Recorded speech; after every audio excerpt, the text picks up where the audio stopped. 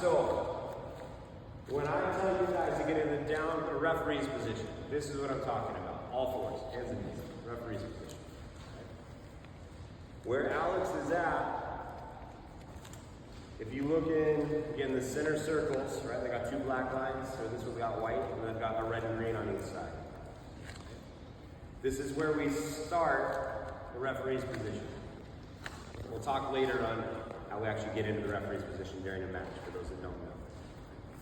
The split between your knees and your hands are the width of those two lines. Right?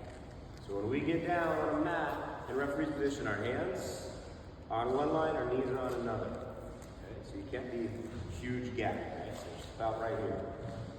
Now Alex is down, he's got his shoelaces flat.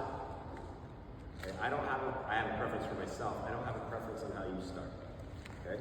If Alex curls his toes under, that's another way you can start. There's pros and cons to both. Okay? Try them both if you've never been in this position. See how it feels. Okay? Alex likes flat. For me, it depends on how things are going in the match. And we'll get to all those different scenarios later. Okay, so the way this is going to work, if you already know this, too bad, because we get dinged on it all the time, so obviously you need reminders. When you're in this position, your eyes are going to be on the referee. Okay, so your head's up, make eye contact with the referee. You're watching for him, for his cheeks to get puffed a little bit. Gives us that little split second head start for when he blows the whistle. Okay? So we're constantly watching him. If the ref's over here, you don't turn your head, just blind your eyes. When you're here, the ref's going to look at you and be like, bottom, set. They'll go like this. Once he does that, you don't move until the whistle blows. Okay? He'll look at top man. So top man on. You'll get on. Okay, so a few things on this. I'm going to move him around. His back foot is up and not touching. You can be really close. You just can't touch with his back leg. Hand, waist hand goes around, it sits on his belly button. Guys, we get called on this all the time. Put it on his belly button. Okay? It's not up here, it's not a tight waist. I'm not trying to grab around his waist. It's on his belly button. Get as close as you can. Okay?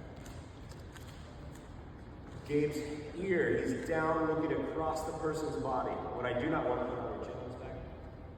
If we go here, and Alex goes to stand up and throws his head back, you're getting headbutted right in your face. It's going to split your lip, give yourself a bloody nose.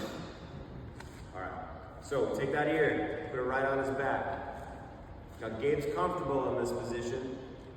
I prefer, you guys have your head just a little bit higher. Gabe's modified this to him for himself, I'm fine with that. Okay? The bottom line, his ear's on his back, he's looking away.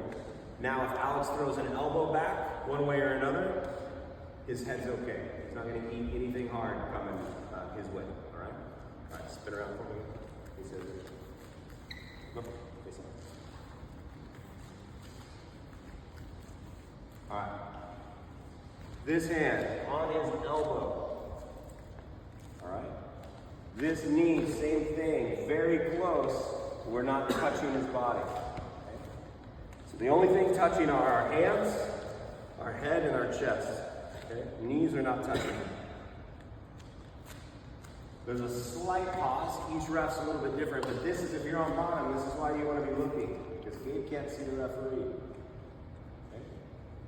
So he gives a little pump on his cheeks to blow that whistle. Just gives that split second. Okay? This is referee's position. Top guy, literal. Bottom guy, literal. Okay? What we're going to work on here, we're going to get you guys into that position. And then we're going to work some other things out. So how about it? You're good.